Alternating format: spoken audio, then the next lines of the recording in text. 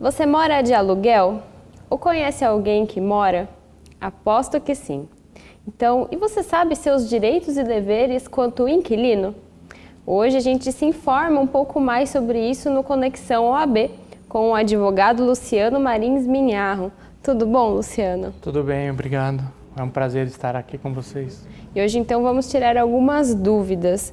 E me conta, existe a lei do inquilinato, é isso? Então, que ela regula esses possíveis perrengues quando o assunto é aluguel?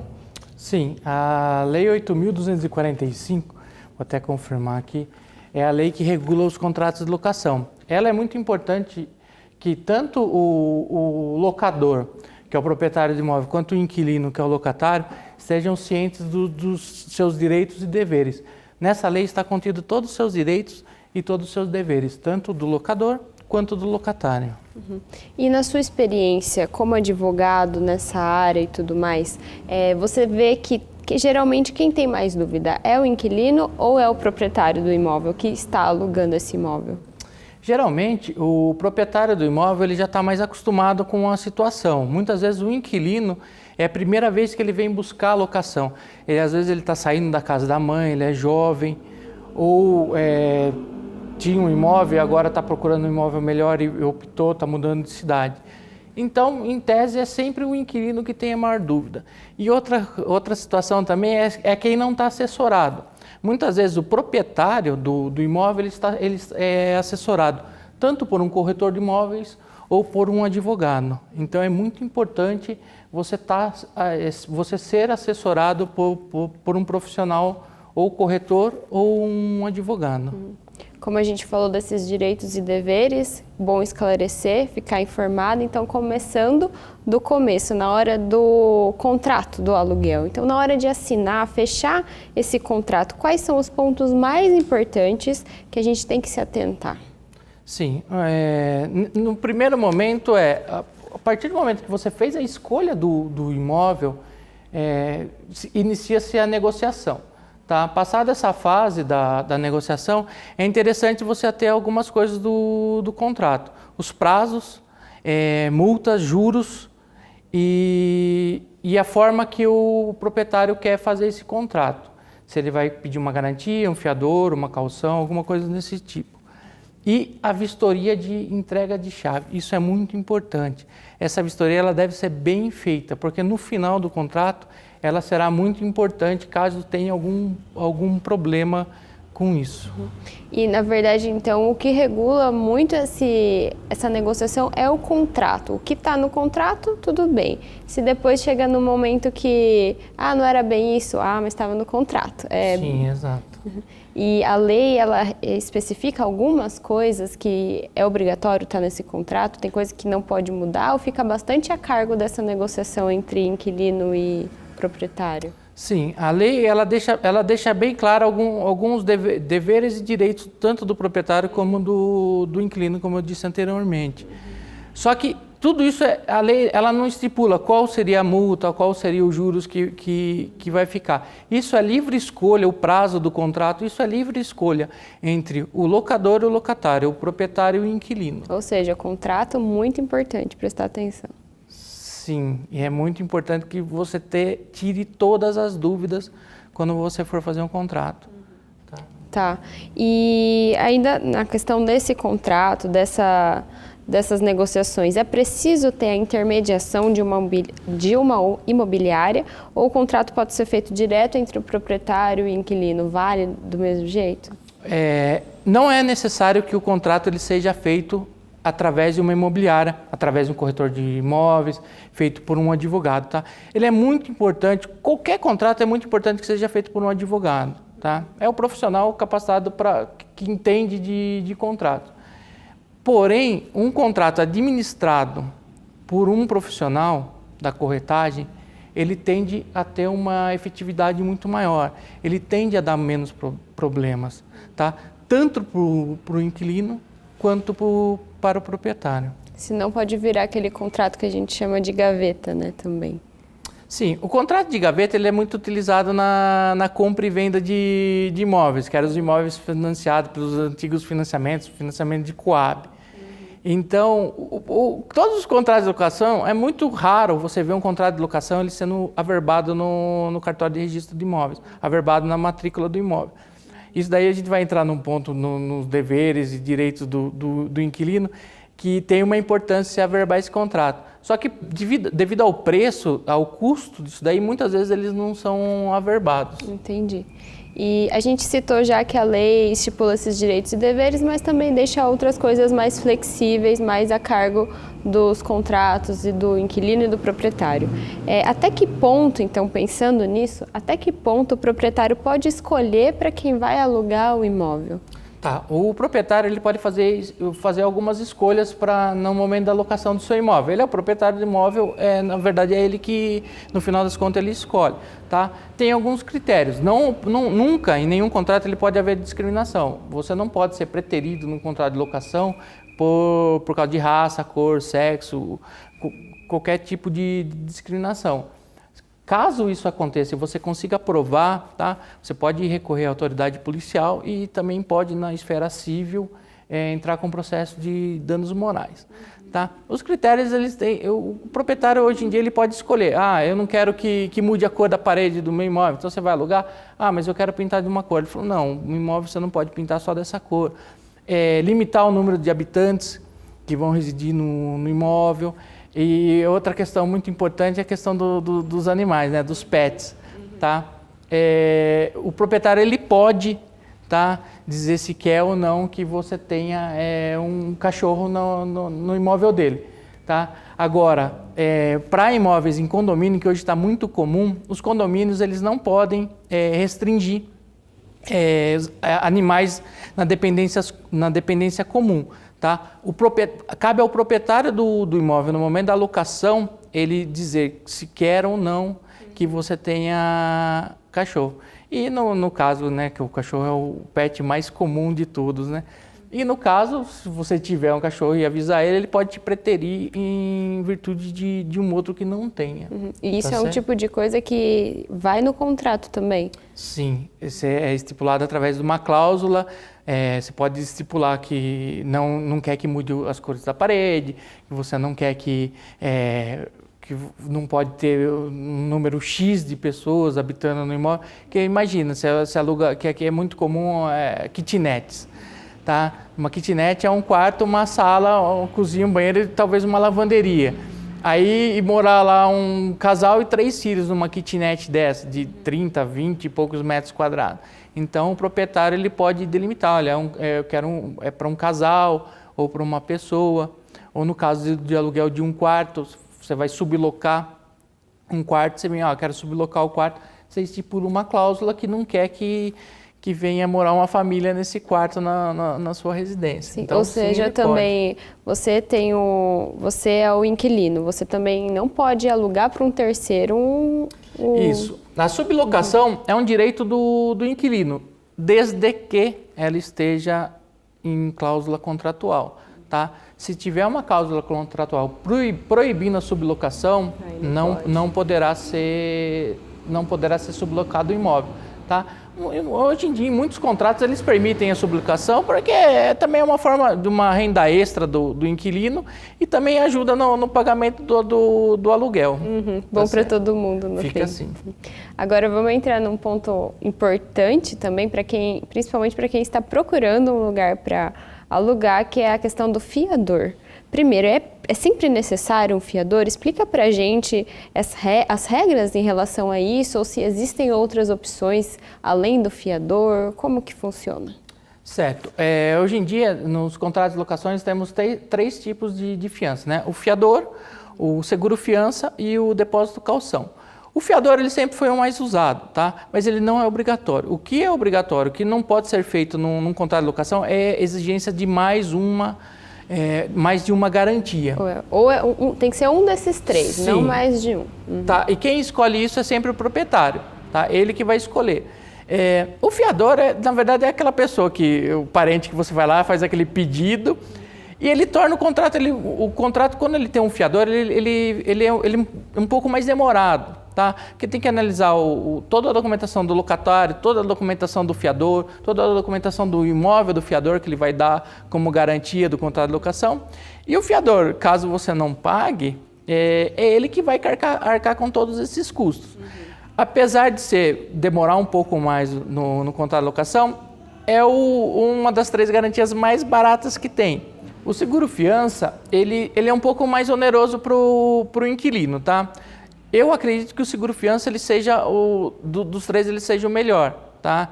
O seguro-fiança você faz através do corretor. A partir do momento que você faz, ele vai ter uma cláusula no contrato, tá? Você assinando o contrato, tudo bonitinho, você vai atrás de um corretor seu de seguro, ou a própria imobiliária às vezes tem um corretor de seguro.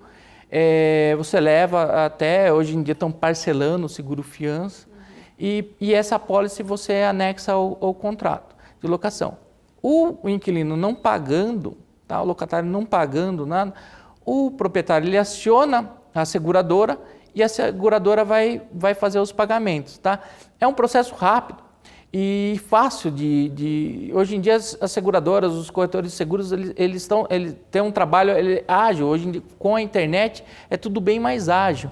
Então, só que o problema é o preço, que chega até 2 valores do aluguel. A vantagem é que você pode parcelar e não precisa pedir para ninguém. Fica tá? como uma taxa extra no aluguel. E pode ser um acordo entre as partes, entre o locador e o locatário, de ser incluído no valor do aluguel ou de ser responsabilidade só do locatário. Tem a possibilidade disso ser negociado no contrato. Certo. E a caução, que é aquele famoso depósito que você faz, que tem que ser limitado a 3 aluguéis. Você faz no início do contrato, você faz esse depósito de caução, será colocado numa caderneta de poupança, tá? E no final do contrato, você pode... Se tudo der certo. Mas a maioria das pessoas, principalmente no depósito de caução, tá?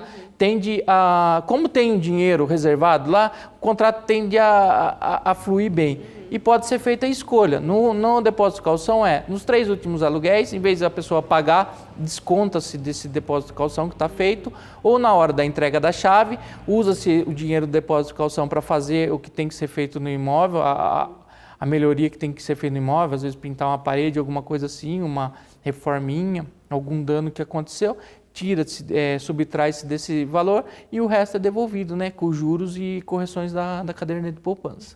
Você falou que, na sua opinião, a opção do seguro locação é a mais vantajosa, mas Sim. Qual é a mais comum? A mais comum ainda hoje é a fiança. O fiador. E é cada vez mais difícil achar um fiador, né? Sim, cada dia tá mais difícil. E o fiador é aquele negócio, quem tem um fiador tem um pai, a maioria das vezes é um pai, uma mãe, um tio, algum parente, tá? E a pessoa que usa o fiador, é muito raro ela deixar de descumprir o contrato, tá? A maioria das vezes o fiador vai lá e cumpre e depois resolve com um parente dele. Tá certo. Agora pensando já no contrato de aluguel em vigência, a pessoa está morando de aluguel, sempre existem algumas despesas, né? Então, o que é responsabilidade do locatário, o que é responsabilidade do locador? Por exemplo, condomínio, IPTU, taxas extras, reparos, quem faz o quê? Tá, a própria lei do inquilinato, ela determina o que é direito e deveres de ambas as partes, tá?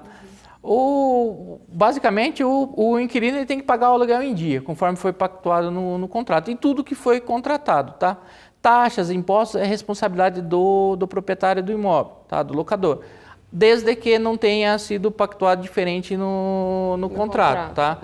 Em caso de condomínio, a taxa de condomínio normal, a ordinária, é responsabilidade do inquilino, sendo que as extraordinárias é de responsabilidade do proprietário, tá certo? Os danos que a gente fala estruturais é responsabilidade do proprietário do imóvel, aqueles rachadura no imóvel, um telhado, algum encanamento que teve problema, uma fiação elétrica, isso é responsabilidade do proprietário. Nada impede que o inquilino faça e depois abata do aluguel.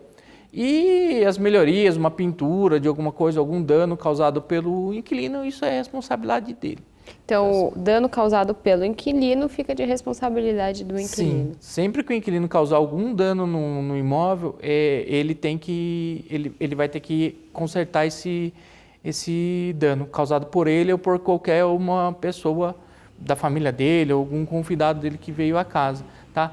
Tem que deixar, que tem que ficar claro, o inquilino ele não pode fazer reformas no imóvel sem autorização do proprietário. Qualquer reforma no imóvel ou qualquer manutenção tem que ser avisado o proprietário. Também outra coisa importante é sempre ser formal. Parece até chato, mas vou enviar um e-mailzinho. Se tiver no contrato de locação que a comunicação entre proprietário e inquilino vai ser através de AR, respeite isso, tá? Porque no final você não vai conseguir reclamar. Às vezes você vai ter umas benfeitorias que as úteis e as necessárias elas são indenizáveis. Então, se o inquilino fizer, ele pode ser restituído. Mas às vezes no contrato de locação que para ele ser restituído ele tem que informar antes de fazer, tá? E tem as voluptuárias que chamam, que é as melhorias construção de um lago, uma jardinagem no imóvel. Essa não é indenizada, tá? Tem proprietário que ele não gosta que você venha e mexa no imóvel dele. Vai lá e abre um jardim no imóvel. Aí você não comunica ao proprietário, isso pode dar um ensejo a uma ação de despejo. E falando já nesse assunto, quais são os casos, em que casos, né, o contrato pode ser rescindido tanto pelo proprietário quanto pelo inquilino? Existem motivos mais comuns para isso? Sim. O motivo mais comum primeiro, o proprietário ele nunca pode pedir o imóvel, tendo um contrato de locação assinado, formalizado, o proprietário ele nunca pode pedir o imóvel antes do final do contrato. Tipo, do nada quero de volta. Não pode, não tá? Existe isso é garantido para o inquilino a sua permanência no imóvel, tá?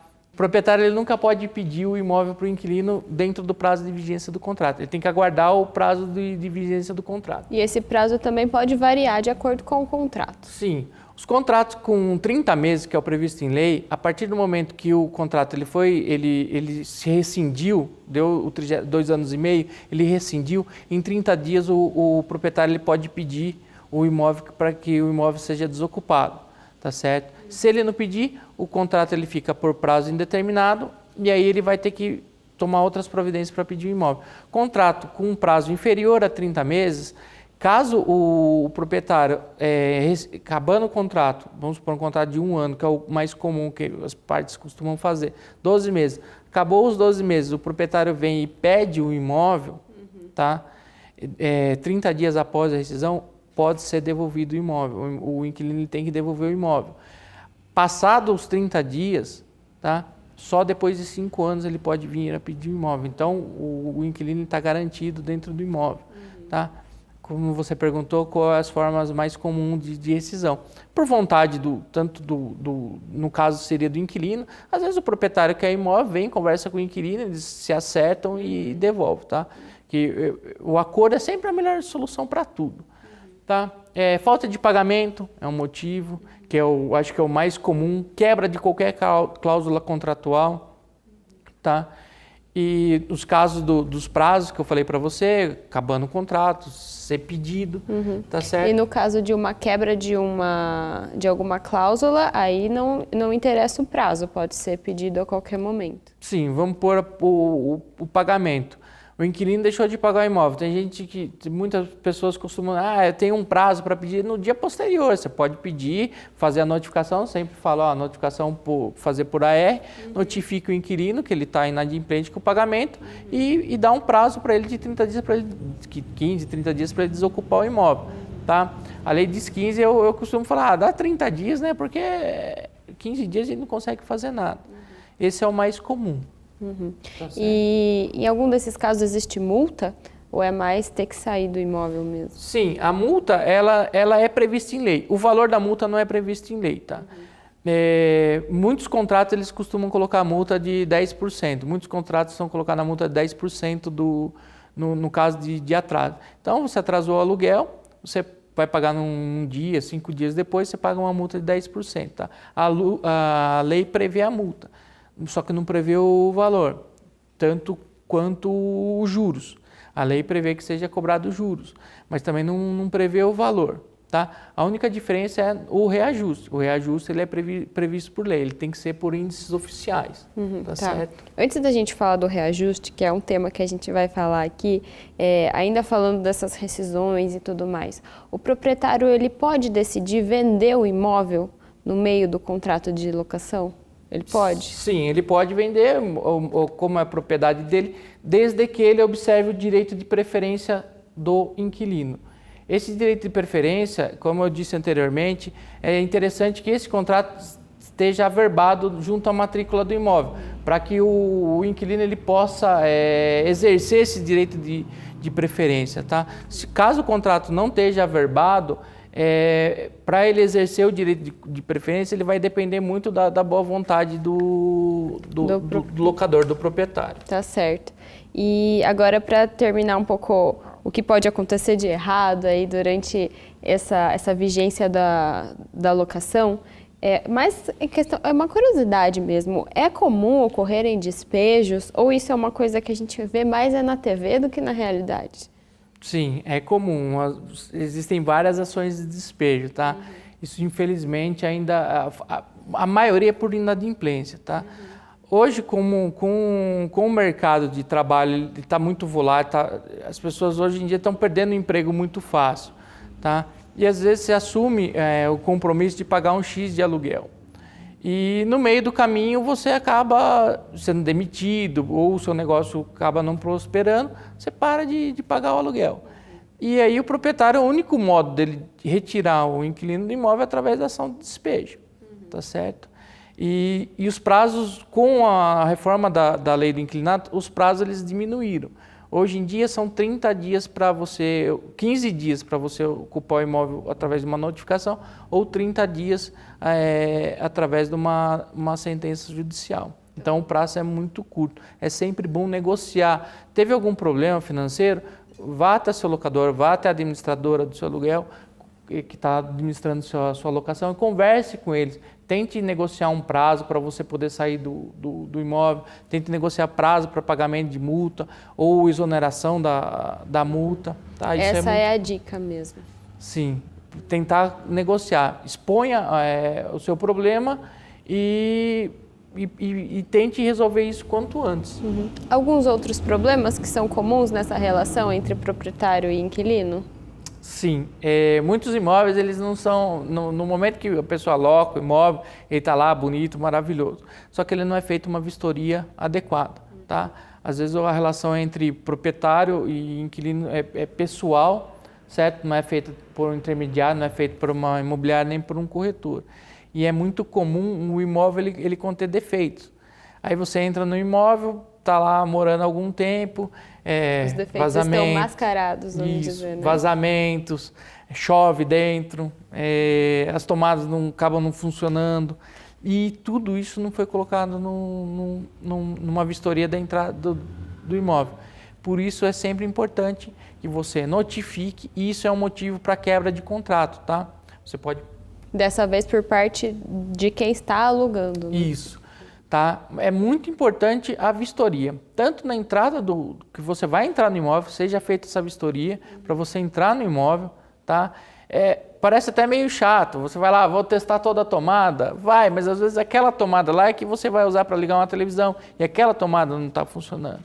Aí você vai ter que esperar a administradora mandar alguém para vir, ou você vai ter que no exemplo da tomada, contratar um eletricista para fazer a ligação daquela tomada, ou às vezes a tomada nem dá para ser ligada, só tem a caixinha lá. Então é importante que você veja tudo isso antes de entrar no imóvel, para que a hora que você entre no imóvel, ele já esteja perfeito.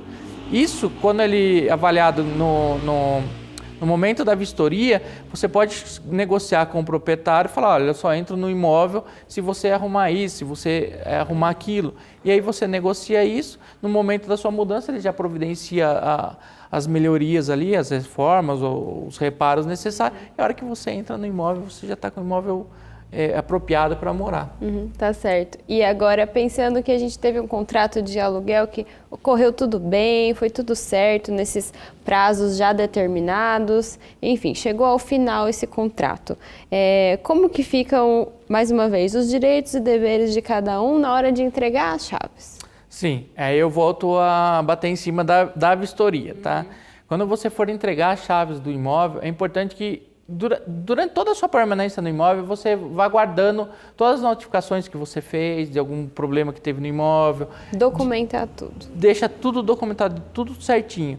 E na hora que você for entregar as chaves, peça uma vistoria no imóvel, tá? Para que o vistoriador ele venha e diga que o imóvel está perfeitamente, tá conforme o contrato assim dispõe. O que é normal é precisar pintar, precisar entregar do jeito que foi. Exato, do jeito que você recebeu, tá? Desgastes naturais do piso, isso daí não tem como você cobrar. Isso daí são desgastes naturais e não tem como ser avaliado. Mas é importante que isso seja colocado no contrato, para que depois que você vem e entregue, muitas pessoas entregam a chave, pagam a taxa do aluguel lá, pagam tudo que tinha que pagar e saem do imóvel. Depois de uns 15 dias vem lá a cartinha falando, olha, tem uma taxinha de pintura aqui, tem uma taxinha de alguma coisa, e aí ele tem que fica desesperado, porque às vezes você não conta, o seu orçamento não estava conta. Prevendo. Exato. Então ficar esperto com essas taxas e tudo que está sendo estipulado que vai ser a sua obrigação. Exija a vistoria de entrega de chave. Tá. E só para a gente dizer que não falou disso, também a questão das taxas e reajustes de valores, né? Existem regras para esse reajuste? Esse reajuste, sim. Sim. O reajuste de aluguel ele não pode ser nunca numa periodicidade inferior a 12 meses. A lei determina que seja feita de 12 em 12 meses. Tá certo? Pelos índices oficiais, IGPM, INPC, esses índices, eles sempre estão... tem cláusula em contrato a respeito desses índices. Fique atento a isso também, tá? Como a multa, juros. Agora, o reajuste lá de aluguel para colocar o aluguel no valor do mercado, às vezes você fica algum tempo morando no imóvel e só fazendo o reajuste através do INPC. E isso foge do valor real do mercado. Aí é só através de um pedido de revisão do contrato de locação, que pode ser feito através de acordo entre as partes ou através de uma ação judicial. Eu recomendo sempre que sente o inquilino e o proprietário, eles sentem à mesa e conversem. Tanto no reajuste anual, sempre sente e converse a respeito disso. Porque hoje em dia, com imóvel, um inquilino bom, melhor pagar um pouco menos e ter alguém que pague. Com certeza. Melhor o seu imóvel estar alocado, estar lá com um inquilino bom que está zelando pelo seu imóvel, do que você querer subir, mudar algum índice ou fazer um reajuste para mais e você acabar perdendo esse inquilino. E fica a escolha do proprietário. Sim, isso é a escolha do proprietário. Ele tem umas regras que tem que seguir, mas em tese é sempre bom sentar e conversar. A gente vai terminar o programa fazendo uma última pergunta que foge um pouquinho do que a gente tem falado até agora, mas só para dizer que a gente trouxe alguma coisa recente também, que é o caso dessa nova modalidade de aluguel. Não sei nem até se é tão nova assim, que é esse aluguel de temporada que a gente vê no Airbnb, que são esses sites que você pode, em vez de contratar um hotel, você aluga a casa de alguma pessoa lá, ou um quarto, enfim, por um tempo específico. Então, primeiro, existe alguma regra para isso? E tanto para quem quer alugar o seu próprio espaço e para quem está procurando esse espaço, tem alguma coisa que é importante ficar esperto? Você pode explicar um pouquinho para a gente? O Airbnb. Isso entre outros sites, né? Sim, especificamente isso daí é contrato de acomodação, tá? Eles são previstos pelo Código de Defesa do Consumidor, não pela lei do inquilinato. Apesar de ser um tipo de espécie de locação, eles são mais como uma acomodação, como um hotel, né, uma pousada, do que como um contrato de locação.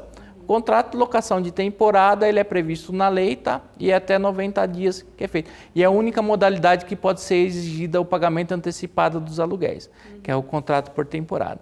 Ainda dos apps aí, eles são muito interessantes, que eles estão modificando. Tem um outro app que é um site, que é o Quinto Andar. É um site de locação. Ele é uma plataforma totalmente digital. Aqui em Botucatu não tem nenhum imóvel cadastrado. Eu vi hoje, não tem nenhum imóvel cadastrado.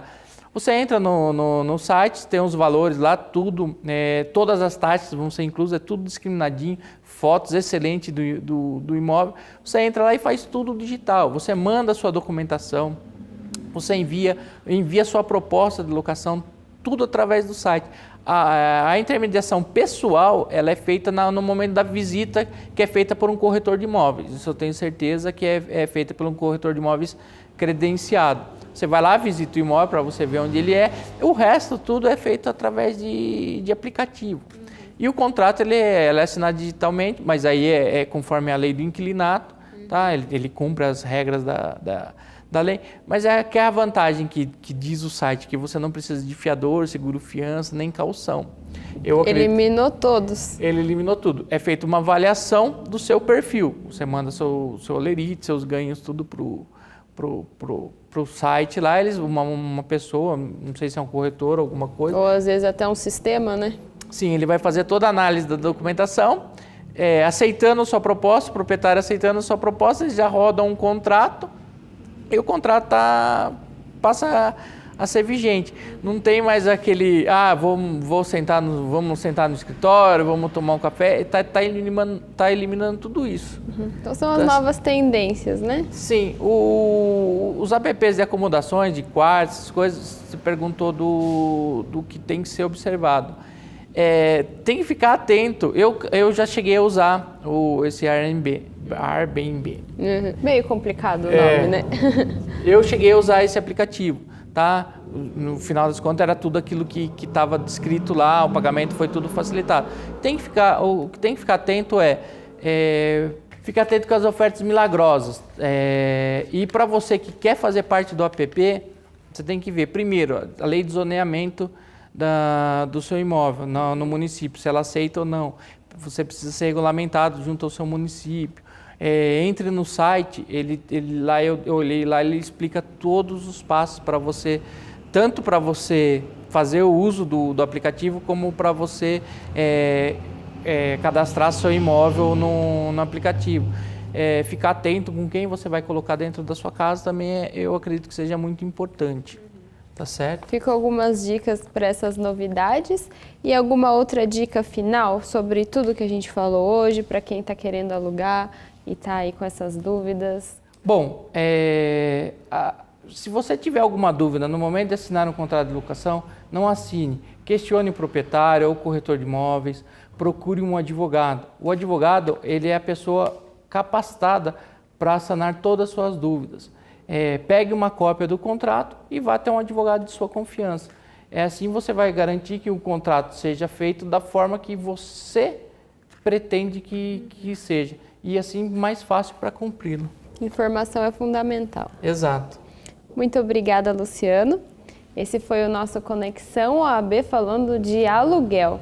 Esse vídeo fica na programação da TV Câmara por pelo menos 15 dias, mas você também o encontra no nosso canal do YouTube. Obrigada, espero que você tenha tirado as suas dúvidas e até a próxima.